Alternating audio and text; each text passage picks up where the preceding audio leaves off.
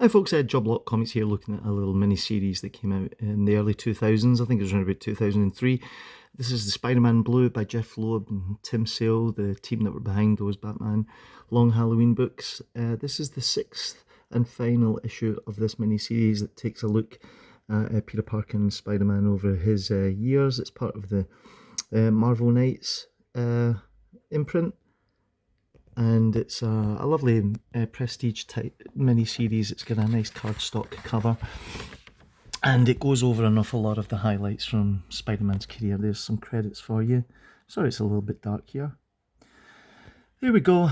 Jeph Loeb and Tim Sale would go on to do a few of these type of things. Yeah, there was a Hulk grey and different sort of ideas behind it. And there's Tim Sale doing a take on that classic issue of Spider-Man with Spider-Man fighting the Scorpion, originally done by Lee and Ditko. And the book follows an awful lot of the sort of iconic moments in Spider-Man's career. And you can see, obviously here we've got a double page spread with Kraven and Dr. Octopus and you know, all that kind of stuff that was going on at the time. But however, they do imbue it with a certain element of pathos. And, you know, it's like, do you remember Marvel's, the Alex Ross miniseries where they looked at the Marvel Universe through the eyes of like normal people? It does come across a wee bit like that. And it does focus a little bit more on Spider-Man and Peter Parker. So we can see Betty and Veronica here. I mean Gwen and MJ here, yeah.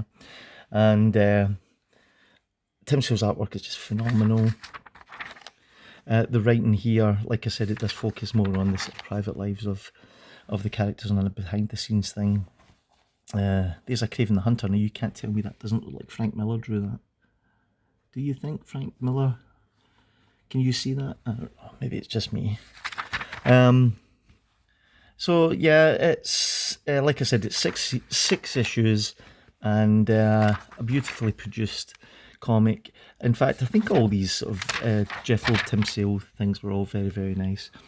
They're great reads. The sort of thing that you could probably give to somebody who didn't really read an awful lot of comics, and they would probably get a lot out of it. Yeah, it's there's an awful lot of heart to the stories. It focuses more on the characters and, you know, the relationships rather than the actual superheroic sides of things. But it does have a real sadness to it as well. I guess if you know, you know. So anyway, that's issue 6 of Spider-Man Blue. If you see these and they're quite cheap, you should pick them up, especially if you're a Spider-Man fan. It's unmissable reading. I hope you enjoyed looking at that. I might be away at the weekend, so if I don't upload, just hang in there. I'll be back soon, and I'll see you all in the next one. Please subscribe.